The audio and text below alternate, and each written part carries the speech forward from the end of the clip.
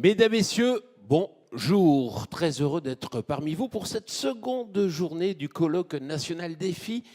Je me présente pour ceux qui n'étaient pas là. Je m'appelle Jean-Paul Hébrard. J'ai le plaisir d'animer ces 2 jours. Je suis journaliste dans une émission de télévision qui s'appelle Power Boost sur la TNT, mais aussi sur YouTube si vous voulez la voir.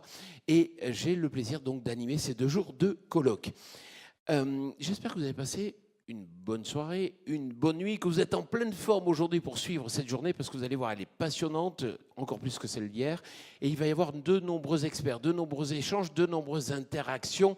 Et d'ailleurs, vous savez que vous avez la possibilité de poser toutes vos questions au 06 44 64 66 00. Si vous oubliez, le numéro est inscrit toujours en bas des diapos. On a eu une avalanche de questions hier, c'est l'occasion peut-être de battre ce record aujourd'hui. N'hésitez pas en temps réel à réagir, à donner votre avis. Et notre équipe, à savoir Émeric, que j'interrogerai à la fin de chaque séquence, sélectionnera quelques questions, remarques, avis positifs ou négatifs et nous les donnera.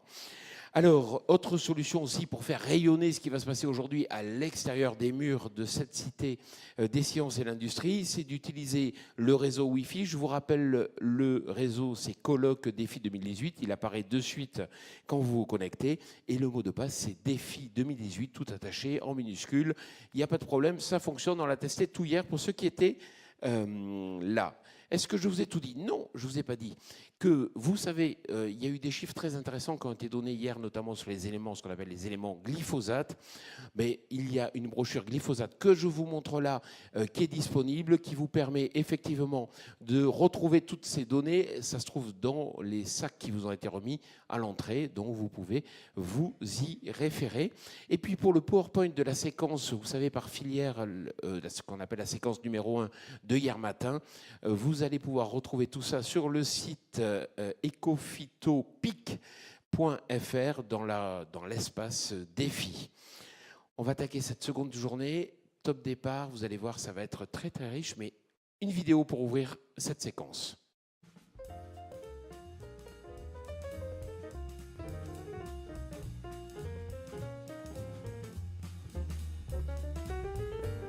Dans les années 50, le peuple Dayak de Bornéo, une île d'Asie du Sud-Est, souffrait d'une épidémie de paludisme et dut appeler à son secours l'Organisation mondiale de la santé. Cette dernière avait une solution toute faite, pulvériser du pesticide DDT copieusement tout autour de l'île. Les moustiques porteurs du paludisme furent anéantis, et avec eux, le paludisme. Ceci eut toutefois des effets secondaires intéressants. Tout d'abord, les toits des maisons commencèrent à s'effondrer sur la tête de leurs habitants. Le DDT n'avait pas seulement détruit les moustiques porteurs du paludisme, mais également une espèce de guêpe parasite qui assurait le contrôle d'une population de chenilles, qui elle-même se nourrissait de chaumes dont les toits des maisons sont constitués. Sans les guêpes, les chenilles se multiplièrent et parvinrent jusqu'au toit des villageois. Mais ce n'était que le début. Le DDT affecta également de nombreux autres insectes de l'île, dont se nourrissaient les petits lézards locaux appelés geckos. Le DDT ayant une durée de vie biologique de 8 ans, des animaux comme les geckos ne l'assimilent pas facilement et ils restent dans leur système pendant une longue durée. Les geckos finirent donc par accumuler des niveaux importants de DDT, et s'ils le toléraient plutôt bien, ce ne fut pas le cas des chats de l'île, qui aimaient faire de ces petits lézards un bon repas. Les chats mangèrent les geckos et moururent du DDT. Comme les chats n'étaient plus là, les souris, ou plutôt les rats, dansèrent. Et nous savons tous ce qui arrive quand les rats se multiplient. Très vite, le peuple Dayak appelait à nouveau l'Organisation mondiale de la santé. Cette fois, ce n'était pas pour se plaindre du paludisme, mais de la peste et de la destruction des stocks de grains causés par la surpopulation de rats. L'Organisation mondiale de la santé n'avait pas de solution toute prête cette fois-ci et dut improviser. Elle décida de parachuter des chats vivants sur l'île de Bornéo. L'opération parachutage de chats fut menée gracieusement par la Royal Air Force et parvint finalement à stabiliser la situation. Alors, cette vidéo a été réalisée par Alexandre Magnin, que nous remercions, et vous pouvez retrouver ce genre de vidéo sur sa chaîne YouTube Sustainability Illustrated. Alors, pour rebondir, pour réagir, pour réfléchir un peu autour de cette vidéo, j'accueille Mélissa Dumas, animatrice, coordinatrice au sein du réseau Sivam. Vous pouvez l'applaudir. Je vais lui donner un micro, le rouge si vous êtes d'accord. Bonjour Mélissa, vous venez peut-être juste à côté de moi. Est-ce qu'on peut comparer, si vous voulez bien vous mettre là, ce que l'on voit en fait dans cette vidéo et ce qui se passe dans le réseau Défi? On peut comparer parce qu'on est sur des contextes un peu similaires, bien que très différents. C'est-à-dire qu'on a un problème et le réflexe habituel, c'est d'aller chercher une solution rapide, toute simple, le couteau suisse dont on sait qu'il fonctionne, sans forcément réfléchir aux impacts qu'on peut avoir à la suite. On se retrouve devant une chaîne de conséquences qu'on a du mal à maîtriser et qui oblige finalement à changer d'optique sur ce qu'on considère et à avoir une approche systémique des problèmes et plus une approche au coup par coup. Donc oui, on peut comparer ça avec Défi. Alors comment justement aider les agriculteurs à faire évoluer leurs pratiques? Quand on échange avec des agriculteurs qui ont réalisé cette transition, en fait, ce qu'ils vous disent, c'est pas tellement que c'est un changement de pratique, c'est que c'est surtout un changement de métier. Et qu'au-delà de changer d'outil, de changer éventuellement la manière dont on utilisait les outils avant, il s'agit vraiment de reconsidérer la manière dont on fait fonctionner son système, la manière dont on raisonne, la manière dont on se forme, la manière finalement dont on exerce son métier. Et tout ça, c'est très compliqué. Enfin, n'importe qui dans son métier devrait changer radicalement sa manière de faire aurait besoin d'aide. Et une bonne manière, une manière efficace, on l'a montré dans Défi, d'accompagner finalement ces agriculteurs dans leur changement, c'est de l'inscrire dans un collectif de pairs qui permet une construction collective des savoirs par les échanges, par l'intervention éventuellement d'autres intervenants extérieurs, mais aussi pour se rassurer vis-à-vis de l'extérieur dans son changement. Et ça peut être combiné avec aussi un accompagnement individuel qui permet d'aller plus loin sur certains détails ou certaines réflexions. Et c'est là qu'on voit finalement que non seulement le changement de métier de l'agriculteur, c'est une nouveauté, mais ça implique aussi un changement de métier au niveau des accompagnants, qui sont à la fois animateurs de collectifs et accompagnants individuels, et qui correspondent finalement au métier d'ingénieur réseau. Oui, mais là, Mélissa, le problème est important et crucial parce qu'il ne faut pas faire changer un agriculteur, mais tous les agriculteurs. Et en plus, il faut le faire rapidement. Il y a une véritable conduite du changement. Il faut faire changer tous les agriculteurs, sauf que les agriculteurs, ils ne sont pas tout seuls. Enfin, ils ont évidemment la main sur leur exploitation, c'est eux qui décident la plupart du temps ce qui s'y passe. Mais il y a plein de choses qui viennent influer sur ce qu'ils font et sur les choix de système qu'ils font. Il y a les conseils auxquels ils ont accès, il y a le rôle des filières, il y a les exigences des acheteurs, des consommateurs, etc. Donc certes, la responsabilité repose sur les agriculteurs dans le sens où c'est eux qui mettent en œuvre leur système, mais la responsabilité de ce changement, elle repose aussi sur l'ensemble des acteurs du monde agricole, de la filière, de l'accompagnement, etc. On va compléter votre propos en appelant Véronique Lodino. Véronique Lodino qui nous rejoint, ingénieur réseau et ingénieur territorial, grande culture, polyculture, élevage à la Chambre d'agriculture des Vosges. Un second micro. Véronique, mettez-vous juste à côté si vous êtes d'accord. Avant qu'on parle de défis, racontez-nous un peu comment ça se passait justement le conseil aux agriculteurs avant, comme dit la pub. Alors avant, moi j'ai commencé à faire du conseil début des années 90. Donc j'ai fait comme on sait à l'époque. Et être un bon conseiller, c'était vraiment avoir les recettes. Donc j'étais bonne quand je savais la recette du Puma First plus allié sur blé de colza. Et quand on mettait de l'huile, on était super innovant. Donc voilà, j'ai exercé dans ces conditions-là pendant plusieurs années. Et c'était ce qu'on me demandait et je me conformais à l'image du métier que j'avais. Et quand c'est que ça commence à changer? Quand c'est que ça a basculé? Alors, à partir de 2009-2010, j'ai fait partie du groupe métier dans le cadre du CASDAR Conseiller Demain. Et là, avec d'autres conseillers et des experts qui nous accompagnaient, on a réfléchi sur la manière de faire. Et c'était accompagner ce changement chez les agriculteurs. Ça voulait dire, nous, notre recette, c'était plus trop efficace. Donc, c'est à partir de là que j'ai commencé à réfléchir sur le métier. Et puis ensuite, 2011, je suis rentrée dans Défi. Et puis là, on m'a dit, faut accompagner autrement, faut écouter, faut comprendre. Et j'ai testé ces méthodes-là et j'ai trouvé ça hyper efficace. Alors, c'était aussi changer cette posture avec des agriculteurs avec qui je faisais du conseil technique. Donc, il y a eu un jeu sur les premières années de j'ai ma casquette Défi ou j'ai ma casquette conseil phyto. Et il y a eu des situations très cocasses de Genre, bilan de campagne, comment tu as pris la décision de traiter je t'ai appelé, tu me l'as dit. Ah oui, ok. Il y a eu, travailler sur le niveau de tolérance. Par exemple, moi, je ne travaillais jamais sur le niveau de tolérance des agriculteurs. On considérait qu'ils savaient, un champ propre, pour lui, pour moi, pour les autres, ça voulait dire la même chose. Donc, c'était combien tu supportes de vulpins. Un peu. Un peu, c'est quoi? Pas beaucoup. Pas beaucoup, c'est quoi? Alors, voilà, le questionnaire, et c'était 3-4 pieds de vulpin, 3-4 épis de vulpin dans la cuisine. C'est supportable. La cuisine, elle fait 20 mètres carrés, quoi. Donc, c'est quand même pas très tolérant. Et à force, oui, certains m'ont dit, mais qu'est-ce que tu veux? Je m'allonge sur le divan. Enfin, qu'est-ce que c'est que ces questions?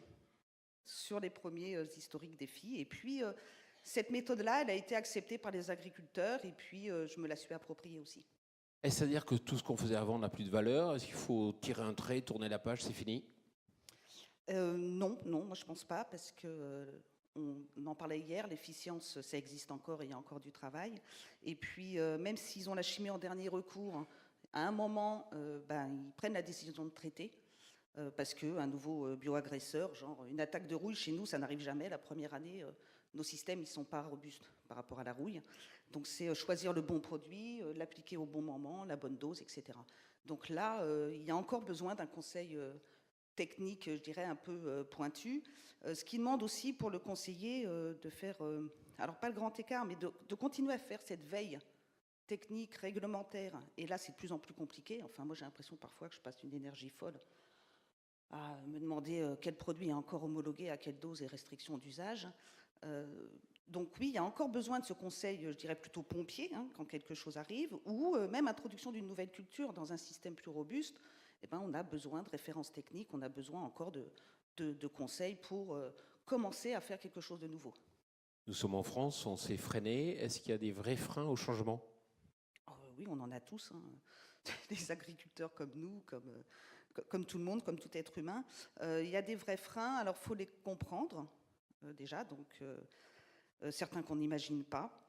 Moi, j'ai découvert des freins organisationnels. Je ne m'étais jamais posé la question de pourquoi on faisait des antilimaces systématiques sur colza. Par exemple, c'était pour pouvoir partir en vacances.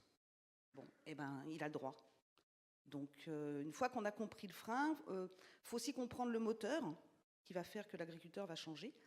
Donc, ça met parfois un peu de temps à comprendre tout ça et à faire prendre conscience aussi à l'agriculteur de ses freins et ses propres moteurs. On arrive à les lever, ces freins, quand on les comprend? Parfois non, parce que c'est pas parce qu'on veut qu'on peut. Parfois, le frein, il est extérieur.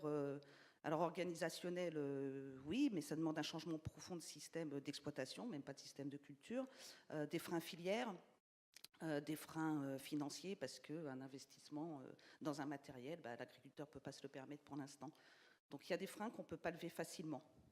Il y a de nombreuses chapelles dans le développement agricole, on le sait tous. Est-ce que justement il y avait des formations un peu différentes ou des réflexes, des plis qui étaient pris?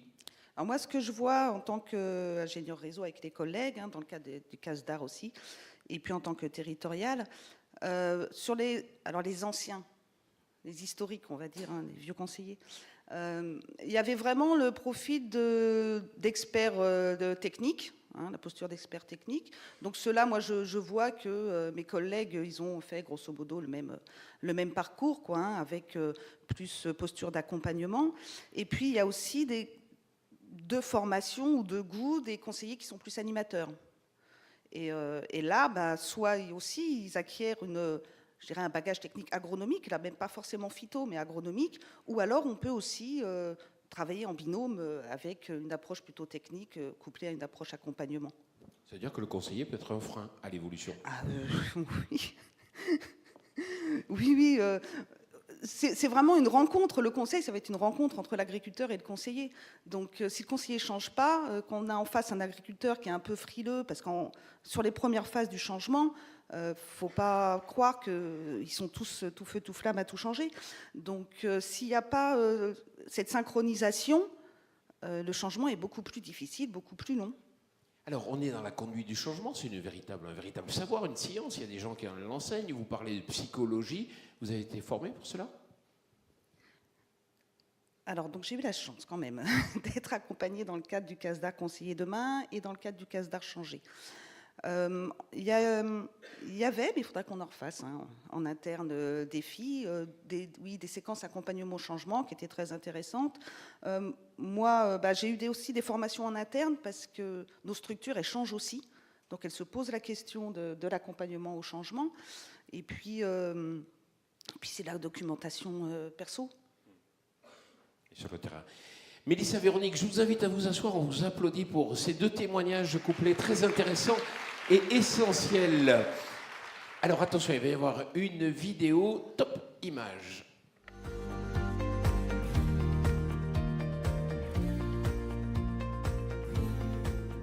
Je m'appelle Étienne Pichon, j'ai 52 ans, je suis donc agriculteur à Chemery dans le Loir-et-Cher. Nous faisons principalement du poireau et fraises.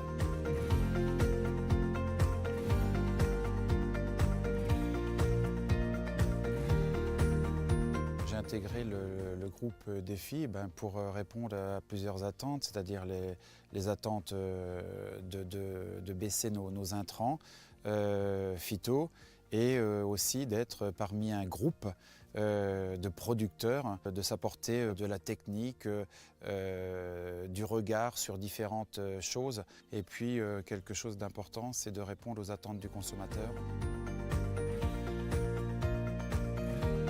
Dans le groupe Défi Poireau, la première année, on a fait un état des lieux de toutes nos cultures, et ça a permis de voir des lacunes des uns, des surcharges d'autres, et de comparer, et notamment des fois sur des coûts de production.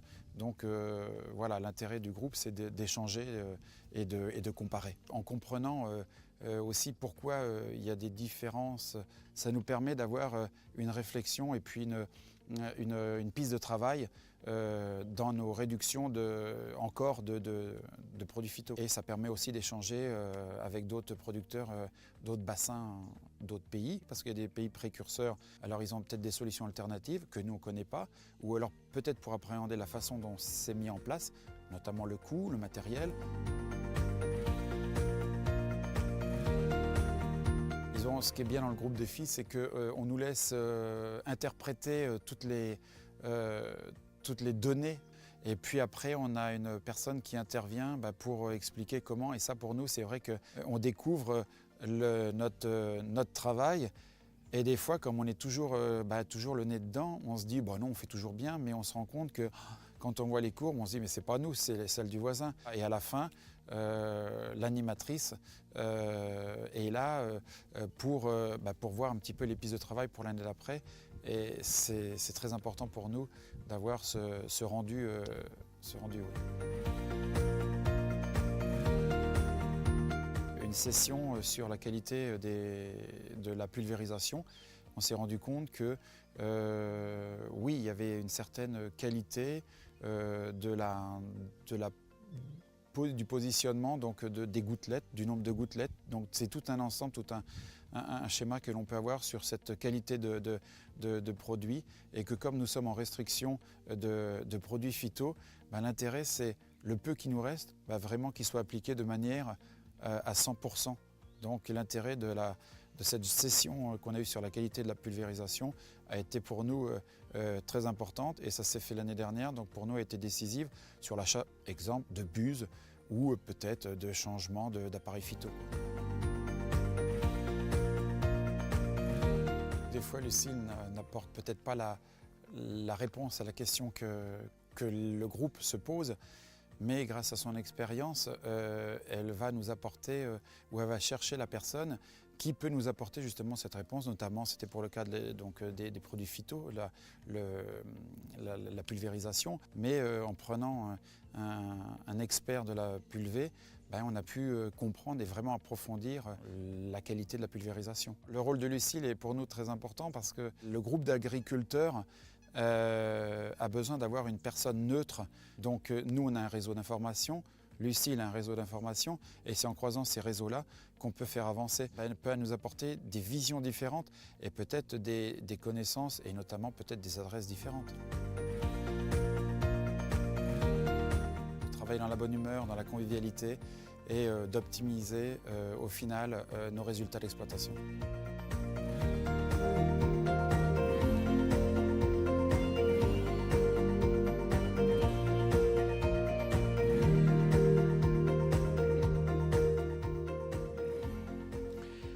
On vous a parlé de Lucille, on a la chance, Lucille est parmi nous, Lucille Bertilio, si vous voulez bien nous rejoindre, s'il vous plaît, on vous applaudit, vous êtes ingénieur réseau légumes à la Chambre d'agriculture du Loir-et-Cher.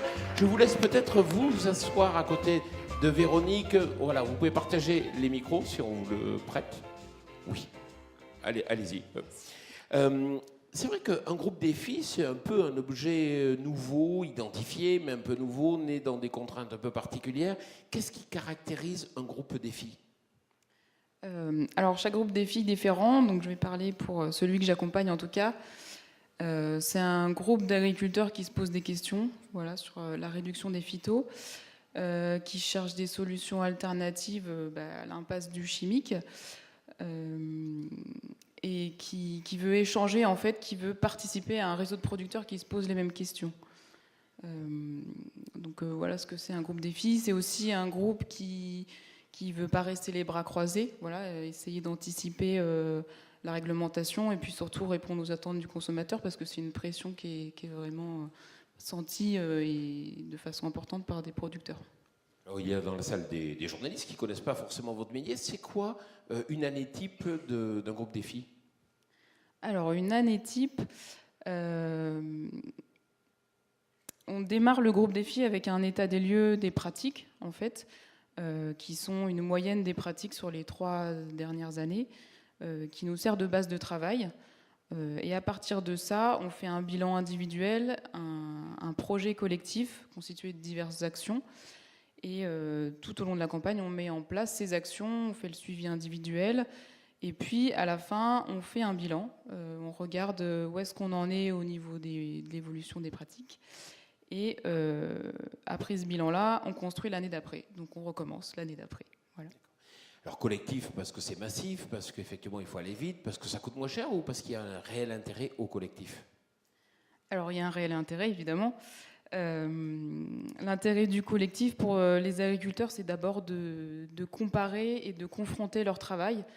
Voilà, on a tous besoin d'une personne extérieure et d'un groupe de pairs auxquels se confronter pour évoluer et améliorer son travail, que ce soit en agriculture ou non. Donc pour eux, c'est très important d'avoir cet échange-là.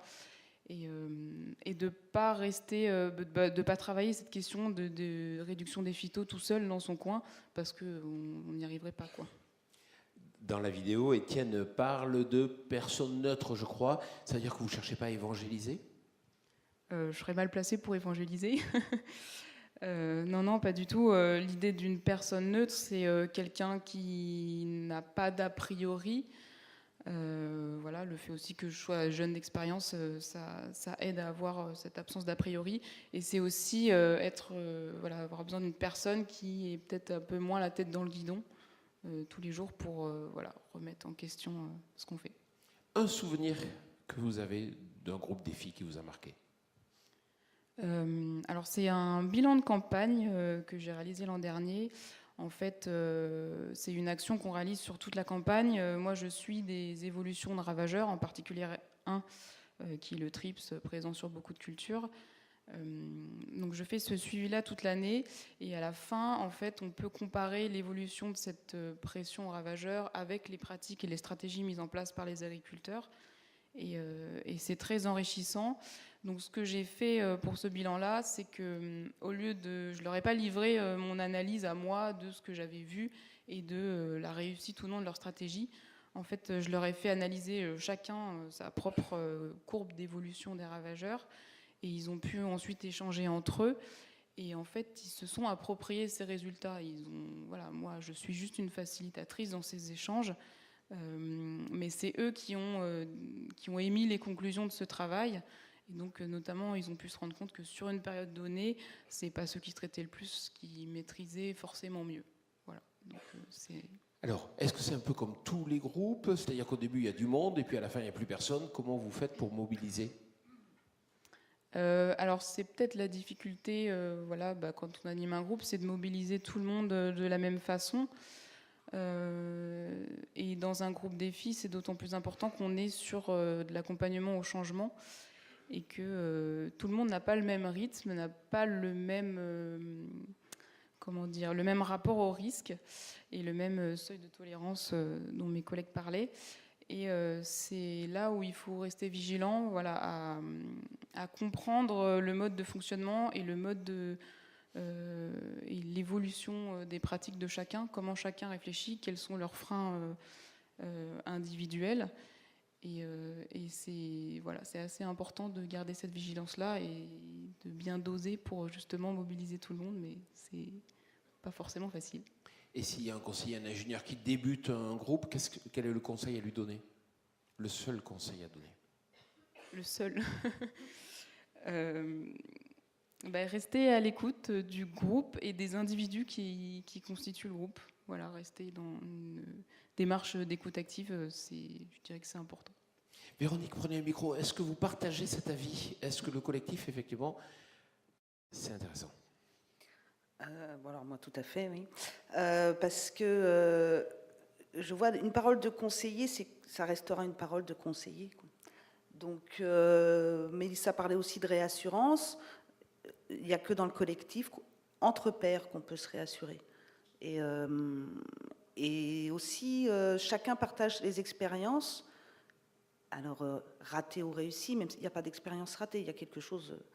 On a fait quelque chose et le résultat obtenu n'était pas celui qu'on espérait. Et comme chacun teste quelque chose de nouveau, le groupe va beaucoup plus vite sur l'innovation. Donc, il y a à la fois la réassurance, mais aussi l'innovation dans le collectif. Et vous faites les deux, l'individuel et le collectif. Comment on concilie les deux? Est-ce qu'on vous aide là-dessus? Comment ça se passe? Alors, je ne sais pas, Lucille, mais moi, je trouve ça assez naturel de faire les deux. Oui, je suis assez d'accord. C'est pas possible d'animer un groupe si on connaît pas le projet individuel de chaque membre. En fait, ça va de pair et c'est important de mettre en parallèle les deux. Et Véronique, en même temps, vous êtes ingénieur territorial. Vous pouvez nous expliquer? Alors en fait, c'est de la même manière animer un groupe d'ingénieurs réseau. Donc pareil, un accompagnement individuel et un accompagnement collectif. Et là, sur la manière de faire le métier. Il y a une partie à la fois sur les pratiques techniques, mais sur la manière de repenser ces actions de formation, de repenser une réunion bilan de campagne.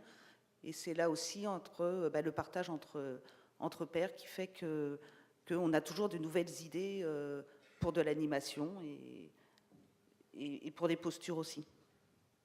D'accord. Ce qui est intéressant quand même à comprendre, c'est que forcément, il y a des agriculteurs qui ne vont pas évoluer. Vous faites quoi? Le récalcitrant? Moi, je n'ai pas l'impression qu'il y en a dans Défi. Au moins dans mon groupe, le groupe que j'anime. Ils sont récalcitrants, mais comme dans toute roue du changement, au départ, c'est compliqué. Ils mettent plus ou moins de temps à changer. Parfois, ils changent tous, pas forcément dans le sens qu'on voudrait.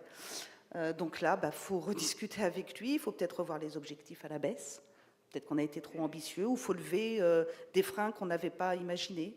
Que ce soit, par exemple, chez les éleveurs, le frein, ça peut être au niveau du système d'exploitation, avec l'atelier élevage. Et à ce moment-là, moi, j'ai besoin de faire appel à d'autres collègues élevage, par exemple. D'accord. Et qui souhaite répondre? Vous pouvez tous prendre le micro. 50% d'ici 2025, vous allez y arriver? Alors, est-ce qu'ils vont y arriver? Est-ce que vous allez arriver à les accompagner pour qu'ils y arrivent? Alors là, je reviendrai encore, mais je vais aussi sur la filière que je connais plus. On ne peut pas le faire tout seul.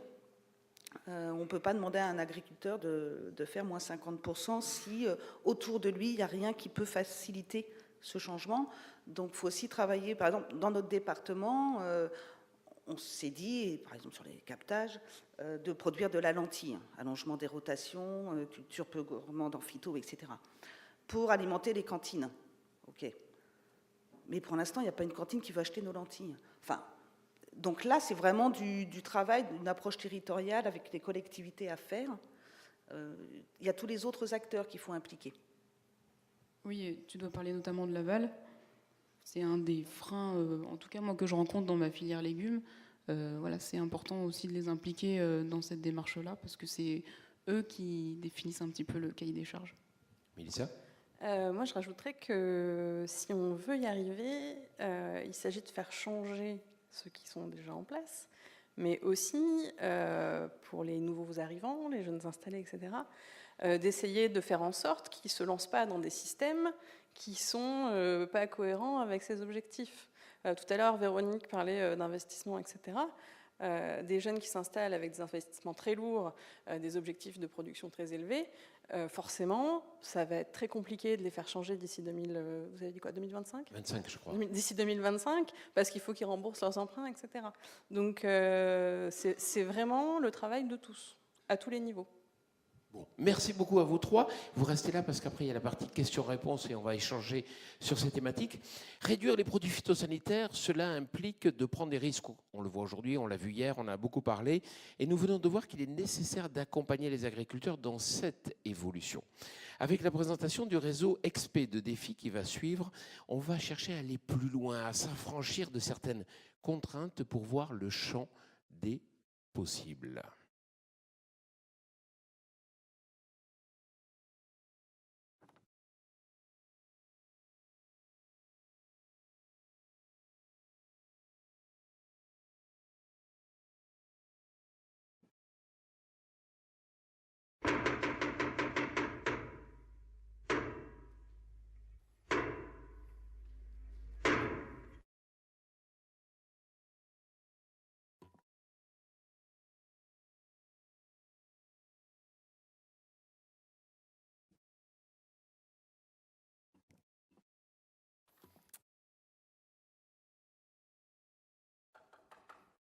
Oui? Bonjour Laurie, Ah, salut David. comment va l'arbo? Mais écoute, ça va très bien. Les pêches étaient excellentes cette année. Et toi, la vie t'y se porte bien? Bah, tu sais, en ce moment ils sont tous sur les tracteurs en train de traiter, donc puis moi comme j'ai pris un carton milieu sur mes essais, bah, j'ai plus rien à faire. Donc, Ah mince, ouais, c'est une mauvaise nouvelle. Mais bon, je suis sûre que tu vas avoir des super chiffres. Et qu'est-ce qui t'amène ici? Eh ben figure-toi qu'il n'y a pas que le mildiou qui m'embête en ce moment. La chef, là, elle m'a collé un essai système à monter pour réduire les pesticides. Et C'est génial ça. ouais, si tu veux. Enfin, tu sais, moi, mon truc, c'est les maladies. Alors, je me suis dit que j'allais venir voir Madame Système. Ah, d'accord. Ah, mais c'est pour ça que tu faisais cette tête-là. Ouais, Bon, elle est ouais. bien. Bon, alors, qu'est-ce que tu veux savoir? Bah, tout. Ah, installe-toi. Bon, par où on commence? Dis-moi déjà ce que tu as déjà fait.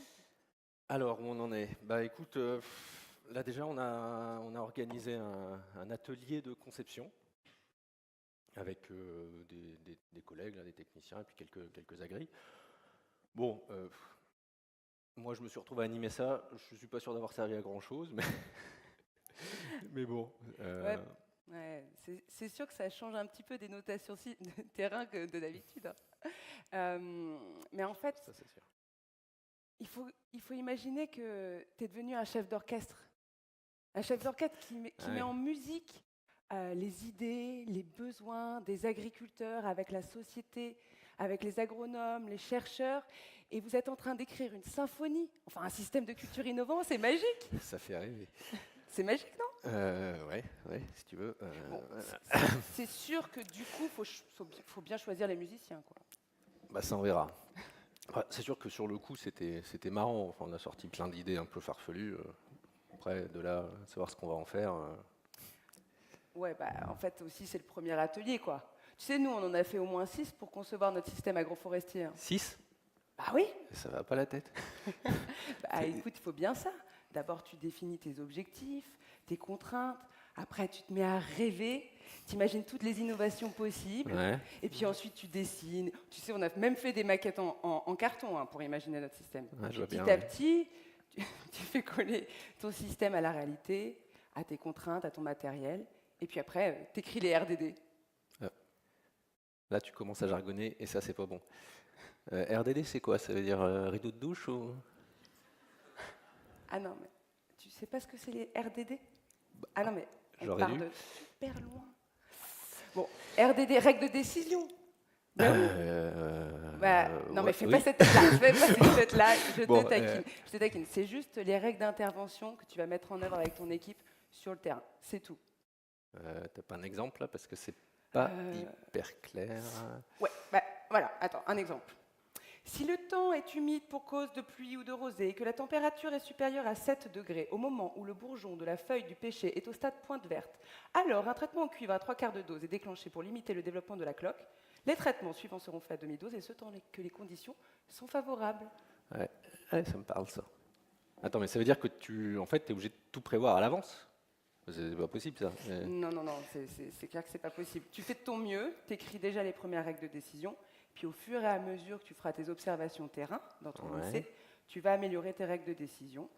Et puis, du coup, il faut que tu sois bien d'accord sur ce que tu peux modifier ou pas au démarrage de ton essai. Non, mais de toute façon, attends, si tu fais bouger des choses en cours de route, tu peux rien conclure à la fin. Mais si, puis tu vas voir, ton jeu de règles de décision, il va se stabiliser au fur et à mesure du temps. Puis avoir des règles de décision stables et claires que tu peux transmettre, c'est déjà un résultat en soi, tu sais. Ouais, enfin, de toute façon, c'est pas comme si j'avais le choix d'y aller, donc il va falloir. J'ai bien compris. Bah oui. Bon, enfin, pour le début, la chef, elle m'a un peu guidé là pour l'atelier, mais après, elle m'a donné ça, le guide de l'expérimentateur système, et débrouille-toi avec ça. Alors, je ne sais pas qui a écrit ce machin-là, mais il y a des phrases, j'arrive à la fin, j'ai oublié ce qu'il y avait écrit au début. Tiens, regarde, un dispositif expérimental. La construction du dispositif expérimental doit prendre en compte les objectifs de l'expérimentation, la précision des évaluations, le type d'analyse souhaité, la prise de risque associée au système testé, le domaine de validité attendu, les moyens et contraintes liés à l'expérimentation. Je suis vachement avancé avec ça. Ouais, je sais pas qui a pondu ça non plus. Bon, mais en fait, rassure-toi. En fait, on a déjà fait un bon bout avec ton atelier de conception. Après, la suite, c'est comme toutes les expérimentations. Tu définis tes hypothèses, tes protocoles, tu définis si tu fais des répétitions ou pas, si tu mets en place un témoin ou non pour interpréter les résultats. Attends, mais comment tu fais si tu n'as pas de témoin de toute façon? Oui, bah, bon, moi je te le conseille, le témoin, c'est sûr que c'est plus facile, mais en fait, tu pourrais interpréter tes résultats en comparant tes résultats aux objectifs du début de l'expérimentation. Bon, bah ça c'est facile, il faut juste faire un IFT, quoi. Ah là là, mais il n'y a pas que des phytos dans la vie. Attends, regarde. Je te montre. Voilà. Alors là, tu vois là C'est quoi ça? Ben ça, c'est tout ce qu'on peut calculer, tout ce qu'on peut suivre. Tu vois, là, bon, bien sûr, il y a les IFT, mais il y a aussi, tu peux calculer des marges nettes à l'hectare, à la tonne produite, tu peux calculer des coûts de production, des émissions de gaz à effet de serre, tu peux suivre les adventices, les ravageurs, tu peux faire... Oui, attends, c'est pas fini. Là, par exemple, bon, nous, on a suivi la biodiversité parce que c'est notre dada, alors on a suivi les oiseaux, les carabes, les papillons, les vers de terre et tout, voilà. Et puis, il y a tout ce que tu peux pas calculer, évidemment, mais qui est très important, comme l'appréciation de l'agriculteur ou du chef de culture sur la réussite de la campagne. Ah oui, eh ben, je vais pas m'ennuyer, quoi, c'est ça? Bon, enfin, au final, moi, ce que j'ai toujours pas compris avec ce genre d'expé, c'est comment je fais, une fois que mon système il est calé, pour qu'un agriculteur le mette en place chez lui. Eh ouais. Ben, en fait, il ne va pas vraiment l'adopter en tant que tel. Hein. Mais si déjà il s'en inspire pour mettre en place des pratiques et faire évoluer son métier chez lui, c'est gagné. Et comment tu lui donnes l'inspiration? Ben, en parlant d'essai. Et puis tu peux même commencer avant d'avoir des résultats. Hein. Alors là, il faut que tu m'expliques comment tu fais. Ben oui. Il faut communiquer sur les choix que vous avez faits, pourquoi vous avez fait tel choix ou tel choix, et c'est super important. Bon, et puis en plus, ça préparera après l'arrivée des résultats quand ils seront mûrs. Ouais. Mais fais quand même attention aux résultats que tu communiques. Ah oui? Bah oui, c'est quand même un essai système. Donc un essai système, ça prend du temps. Bon, sans compter l'entrée en production, hein, Villarbeau, même combat. Sans compter les petits aléas climatiques type... une petite grêle, bon bah voilà, ça prend du temps, quoi. Ça veut dire qu'au bout de 6 ans d'expé, tu as quand même des résultats, là, j'espère. Oui, bah oui, on a des résultats, mais on va continuer. On a besoin de temps. Ouais, en même temps, plante pérenne, on n'a pas trop le choix. Bon, bah, je crois qu'il va falloir que je m'y mette. Hein. T'auras un dernier conseil à me donner? Ah bah j'en ai plein. T'as combien d'heures devant toi? Bah là, si tu veux, j'ai mis le due, donc je vais pas pouvoir rester 3 heures. Ah mais- bah voilà, t'as retrouvé ton sens de l'humour. Voilà, attends, je réfléchis. Mm. Si, il y a bien un truc quand même. Un essai système, c'est un petit peu un changement de la façon d'expérimenter. Et surtout, ça implique plein de monde. Forcément, Ouais. parce qu'on n'est pas tous compétents sur la même chose. Donc je te conseille d'associer le plus grand monde dès le début. Pense bien Ouais. associer 2-3 agriculteurs innovants qui seront vraiment moteurs dans le projet, les techniciens qui vont faire les suivis sur le terrain, Ah oui. et puis pense bien à tout noter, les choix, les règles de décision, les protocoles, parce qu'on oublie vite. Ouais, eh ben, je sens que tu vas me revoir régulièrement dans les mois qui viennent, hein, tu sais. Mais écoute, pas de problème, moi j'ai hâte de voir les vignes du futur. C'est vrai? C'est incroyable. Alors attends, j'ai plus besoin de ça. Je t'emmène.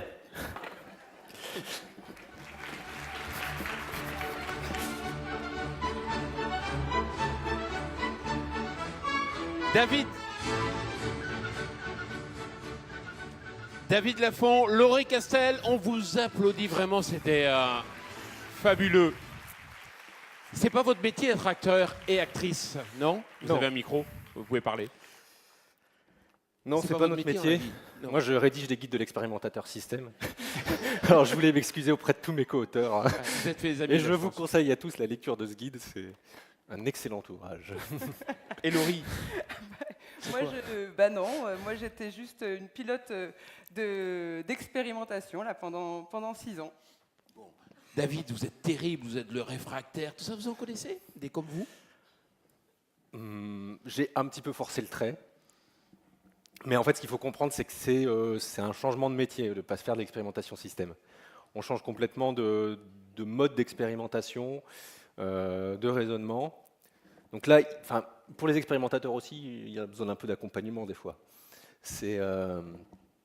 On a vraiment 2 types d'expérimentation très différents. Enfin, c'est ce qu'on a essayé de mettre en avant.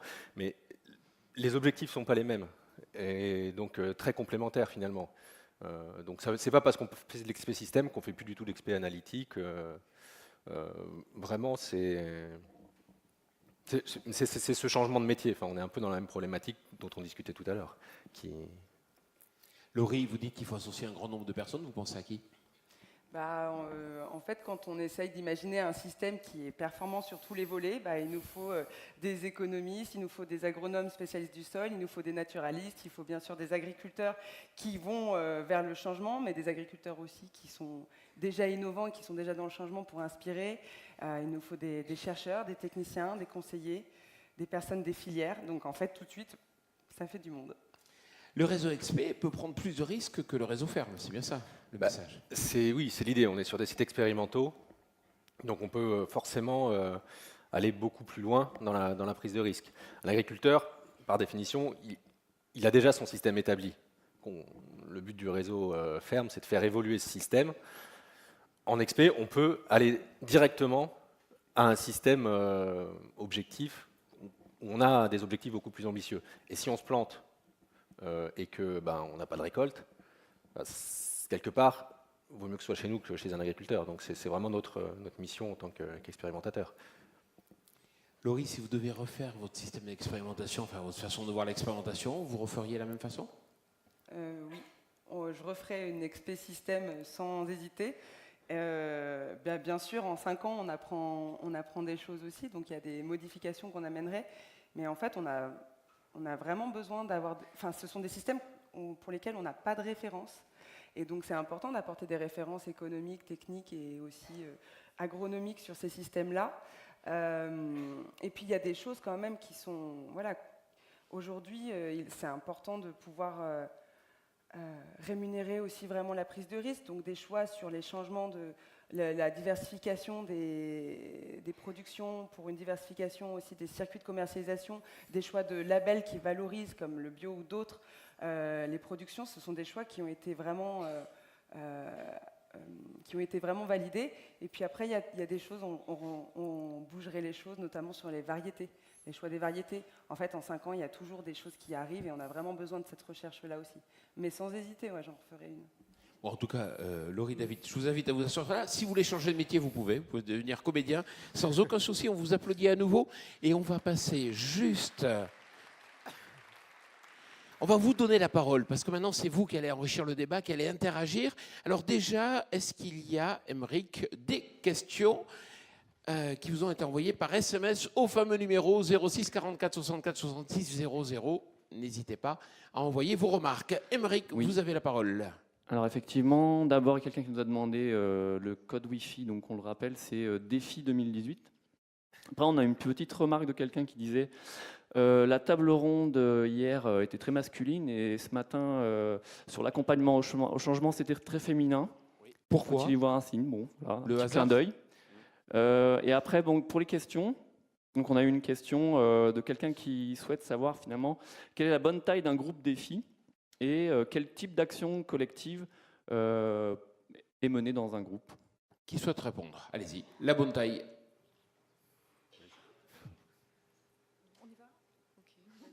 Et le type d'action. Alors, la bonne taille, c'est comme toute réponse d'un agronome, ça dépend.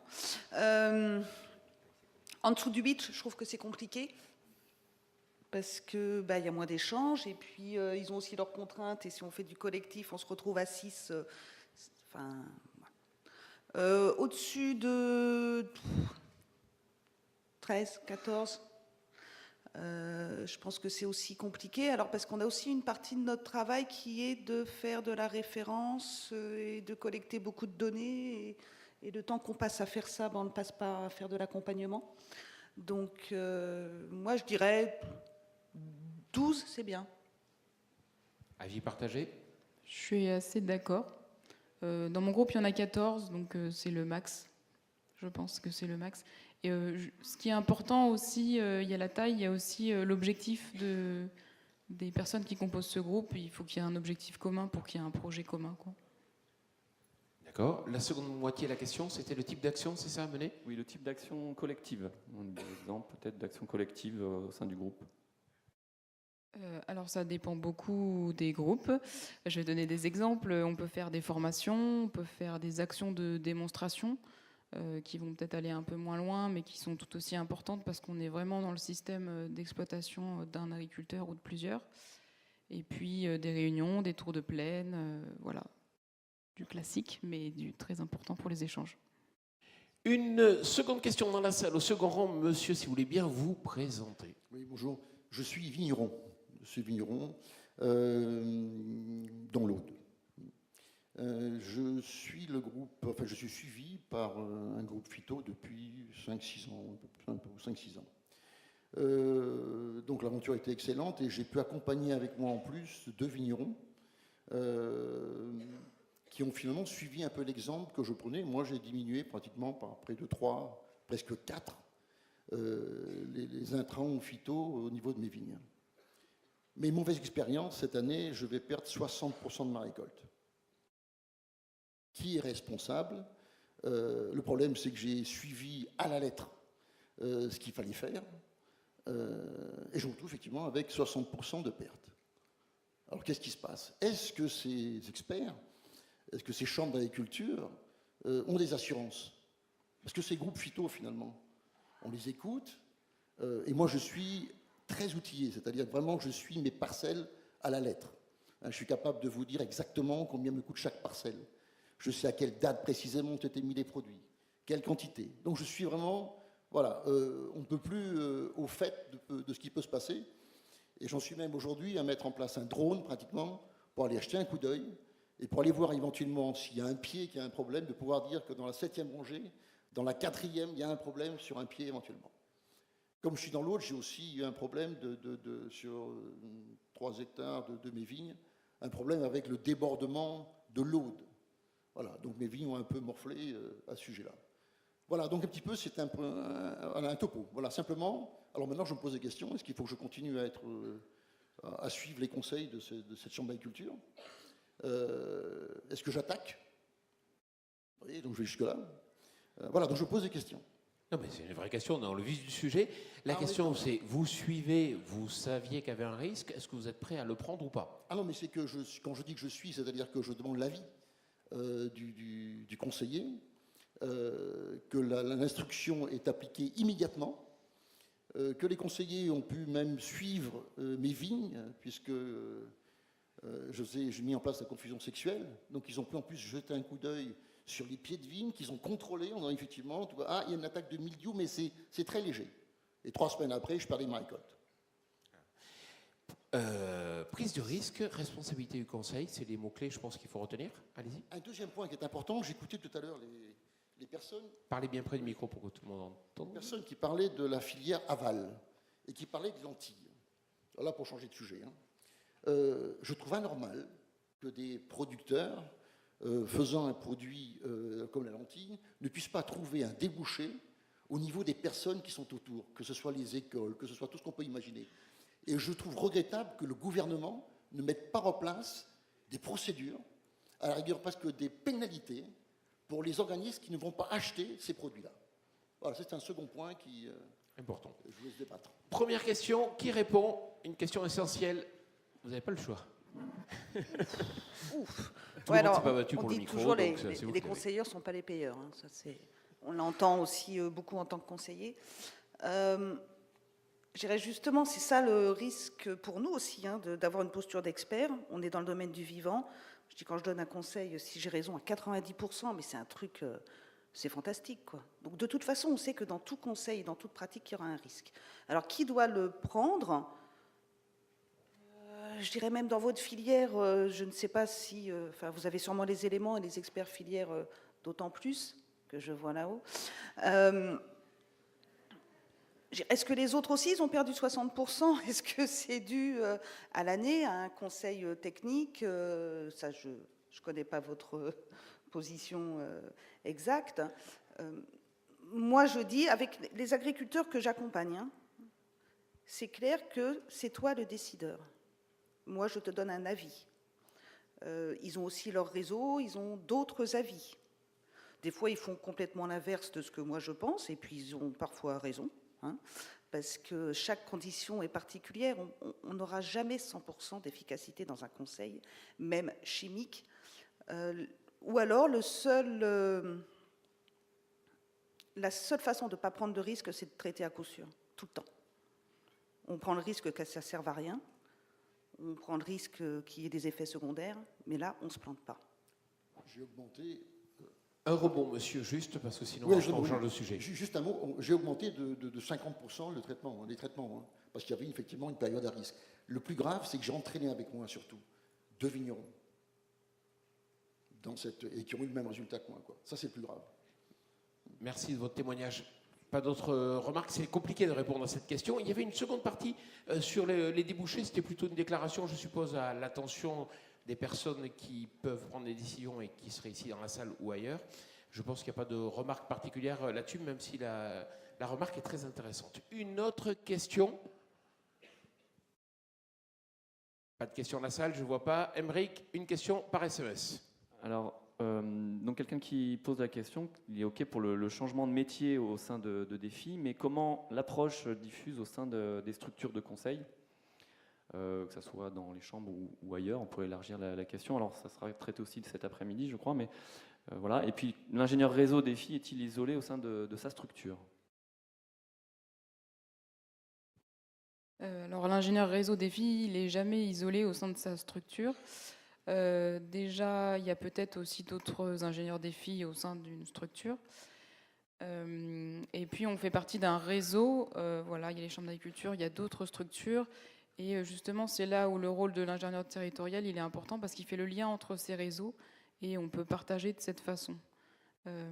Après, sur voilà, la posture d'accompagnement, il y a des formations qui sont très bien faites là-dessus, qui peuvent donner des repères et faire le lien avec nous, ce qu'on vit sur le terrain. Donc voilà, les échanges avec les autres ingénieurs Défi fait qu'on n'est jamais isolé dans sa propre chambre.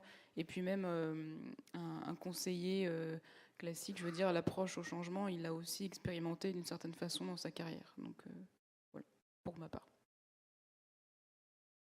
Je vais juste compléter sur le rôle aussi, dans ce cas-là, des sites XP, qui sont un support pour tous les conseillers. Nous, c'est le cas chez nous, donc dans la Drôme, où le site Expé en fait implique aussi les différents conseillers de la Chambre d'agriculture, des différentes filières. Donc il y a des conseillers qui ont un groupe défi, mais pas tous. Et donc du coup, en fait, en étant impliqués dans l'expérimentation, dans les innovations, en fait, après, il y a forcément ça coule de source derrière, quoi. Donc c'est aussi une façon d'intégrer plus largement les innovations dans la structure. Une autre question SMS dans ce cas-là. Oui, alors quelqu'un qui nous dit que David, t'as pas tant forcé le trait que ça. Je te rassure, apparemment. Quelqu'un qui... Voilà. Autre question. Donc, comment soutient-on les agriculteurs qui se lancent dans XP en particulier, et comment soutenir leur prise de risque? Ça c'est un vrai enjeu quand on se lance dans XP, et c'est une vraie question qu'on a à chaque fois qu'on monte un projet. Est-ce qu'on s'installe sur un site expérimental ou est-ce qu'on s'installe chez un agriculteur? Et c'est vrai qu'il y a des fois où la situation idéale, c'est d'avoir un site expérimental où on peut s'amuser comme on veut et prendre les risques, et puis si on perd la récolte, c'est pas grave. C'est pas toujours possible, hein, toutes les structures n'ont pas de site expérimental, on n'en a pas dans toutes les régions. Donc si on veut un réseau de sites expérimentaux, il y en a aussi qu'on fait avec des agriculteurs. Donc dans ces cas-là, c'est vraiment à chaque fois une discussion avec l'agriculteur. On va travailler sur une parcelle, on prend des risques. Est-ce qu'on met en place un mécanisme de rétribution de la perte de récolte? Ça, c'est toujours compliqué à gérer parce que perte de récolte, ça peut être conjoncturel, lié à l'année pour tout le monde. Ça peut être vraiment lié au système qu'on met en place. Donc ça, c'est pas facile. En général, ce qui se passe, c'est qu'on trouve des agriculteurs qui sont suffisamment motivés pour être prêts à prendre ce risque sur un quart, un demi-hectare, un hectare. Et après, l'objectif de l'essai système, au final, c'est quand même que ça marche. On prend des risques, mais on prend des risques qu'on a raisonnés. Mais c'est vrai que ça, c'est une question qui est assez compliquée à gérer. Voilà, je sais pas si j'ai... Est-ce qu'on a bien répondu jusqu'au fond à la question? C'est-à-dire, s'il y a un problème chez l'agriculteur, c'est ça, il y avait cette question aussi. Comment ça se passe? C'est-à-dire que si on a trop pris de risques. Si on a trop pris de risques et qu'on se plante, là, c'est vraiment une question ça dépend vraiment des relations qu'on a avec l'agriculteur. L'important, c'est d'être clair dès le départ. Qu'est-ce qui se passe si jamais on se plante et que la situation, elle soit anticipée. Après, il n'y a pas de réponse unique, j'ai envie de dire. C'est vraiment du cas par cas. Mais ce qui est clair, c'est qu'il faut que ce soit anticipé. Si on va vers l'agriculteur en lui disant « T'inquiète, on fait un essai chez toi, mais tout va bien se passer et que ça se passe pas bien. Et que ça se passe pas bien », là, on peut être très mal, oui. Tout à fait. Une autre question dans la salle, levez le bras si jamais il y a des questions. Pas de remarques, ça peut être aussi des remarques, des avis différents. Sinon, par SMS encore. Alors, quel est le rôle des IR et des IT dans l'accompagnement des groupes 30 000 ?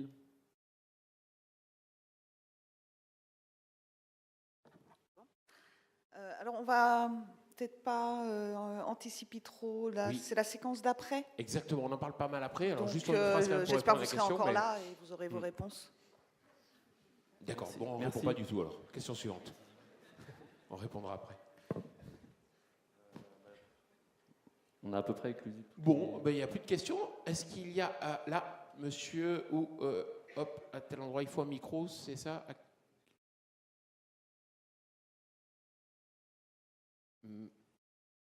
David. Donc, David Bouillet de la Chambre régionale de Bretagne. On parle en ce moment beaucoup de séparation de la vente et du conseil. Dans le nouveau conseil qui va émerger, quelle peut être la contribution des filles au travers de l'expérience qu'on a tirée de cet accompagnement? Bon courage. Merci David. Clairement, DEFI fait de l'accompagnement stratégique. Donc on a quand même éprouvé des méthodes d'accompagnement, que ce soit en individuel ou en collectif, pour faire de l'accompagnement stratégique. Donc je crois que nous espérons tous collectivement que cette expérience-là va pouvoir diffuser au sein de toutes les structures qui pourront faire du conseil stratégique. Ça peut être, oui, par de l'échange entre pairs, ça peut être par de la formation de conseillers, ça peut être par des transferts en binôme. Enfin, je pense qu'il faut aussi, là, être imaginatif sur nos moyens de transfert aux collègues. Juste pour compléter, ce qu'il faut savoir, je ne sais pas, mais en tout cas, ce que je peux vous dire, c'est qu'il y a déjà des organismes qui anticipent cette séparation et qui nous sollicitent déjà, en tout cas qui sollicitent les ingénieurs réseau de certaines structures pour venir former leurs futurs conseillers qui ne seront plus vendeurs et les outiller avec des techniques d'accompagnement qui ont été développées dans le cadre de défis, entre autres. Merci. Pas d'autres questions sur... Ok. Pas de dernière question SMS? Ça marche, ça marche. Allez-y. Le micro vert, sinon le son. On change. Donc il y a eu pas mal de questions effectivement sur la prise de risque. Et du coup, une question qui est-ce que les groupes éco-phyto voient un défi, disposent-ils d'une assurance? Et finalement, est-ce que les fonds de garantie sont-ils une réponse à cette prise de risque? Je crois qu'il y a pas mal de questions autour de ça. Oui, c'est vrai que c'est une vraie question, mais je pense que vous n'avez pas la réponse. Si, allez-y. On m'entend? Voilà. Oui. En fait, moi, je pense que c'est une réflexion qu'il faut vraiment élargir au-delà de défis. On veut aller vers la réduction des phytos, ce qui implique une prise de risque supplémentaire pour les agriculteurs. Comment on les accompagne pour cette prise de risque? Et là, il y a des réponses collectives qui peuvent se faire dans des groupes comme défis, mais ça peut aussi se faire... Enfin, je pense qu'il y a des raisonnements qui doivent avoir lieu dans des structures professionnelles comme des coopératives, pourquoi pas des négoces avec leurs fournisseurs. Enfin, c'est vraiment... Et puis après, il commence à y avoir des assureurs qui réfléchissent à ces questions-là. Récemment, j'ai été contacté par un assureur qui voulait proposer un produit, une assurance mildiou pour les viticulteurs. Mais alors, comment on fait pour proposer une assurance mildiou qui ne soit pas contre-productive? Parce que l'assureur, lui, ce qu'il veut, c'est pas payer. Donc, s'il arrive à montrer que l'agriculteur il a pris trop de risques, voilà. Enfin, on est tiraillé en fait dans ces.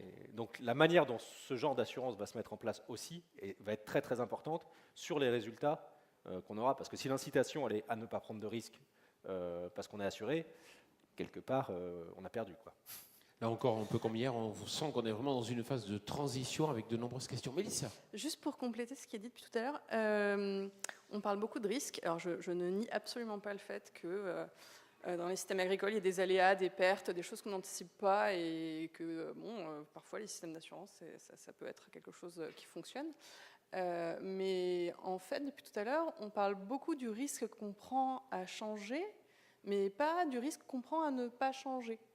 Il y a des agriculteurs qui ont fait évoluer leur système justement parce qu'ils ne les satisfaisaient pas, et pas que sur le plan de la consommation de phyto, aussi parce qu'ils n'étaient pas robustes économiquement, qui leur demandaient beaucoup de temps de travail, et qui ont changé vers des systèmes qui sont beaucoup plus robustes, qui résistent beaucoup mieux aux aléas. Donc je pense que cette question du risque, c'est quelque chose de central, mais il faut la considérer des deux côtés, quoi. Risque à changer, risque à ne pas changer. Pas d'autres remarques, pas d'autres réactions? Hop. Ah, c'est l'applaudissement. Donc, on vous applaudit, c'est parti, c'est fait. Merci à vous, Mélissa Dumas, Véronique Lodino, Lucille Bertillot, David Lafont et Laurie Castel. Merci à vous, je vous invite justement à regagner la salle. Merci à vous aussi pour vos questions. On a mis le doigt là quand même sur des vrais problèmes. Et merci à vous, monsieur, pour votre témoignage. Alors là, on a une séquence poster, on va dire, avec aussi justement l'occasion d'échanger, de discuter. Vous avez vu que dans les posters, il y en a qu'on voit au premier plan, et puis il y en a aussi près des aires de restauration qui ont été un peu à l'écart hier. N'hésitez pas à aller les voir tout à fait au fond, là vous verrez. Il y a des posters vraiment très intéressants. Et puis aussi, allez voir Défigraphe. Il y a une démo de Défigraphe, elle est passionnante, elle se trouve juste en haut, à gauche, à côté de l'émargement. Allez-y voir un peu ce qui s'y passe, vous allez apprendre plein de choses. Et puis nous, on se retrouve ici pour 11h15. Voilà, à tout à l'heure.